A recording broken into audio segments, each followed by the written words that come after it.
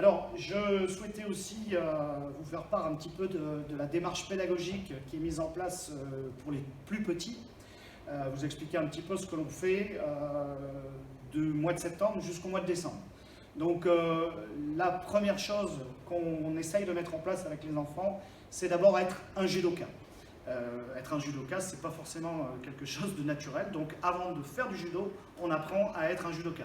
Savoir s'habiller, savoir faire sa ceinture tout seul, respecter les valeurs du code moral, bien entendu. Et puis ensuite, on va aller sur un travail un petit peu plus technique. Donc, un gros travail de motricité. On fait du quatre pattes, on fait le jeu du serpent. Toutes ces petites choses qui vont permettre à l'enfant de développer sa motricité, développer sa latéralisation.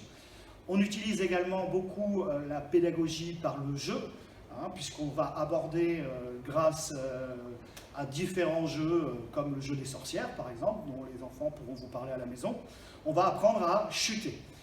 Chuter en arrière, chuter en avant, tomber n'est pas quelque chose de naturel, et tomber est quelque chose qui s'apprend et qui est essentiel dans la pratique du judo. Donc voilà 3 axes de travail qui sont les plus importants.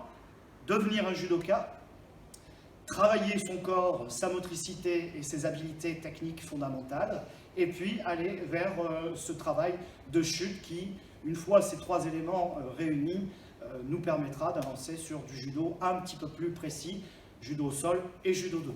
Voilà.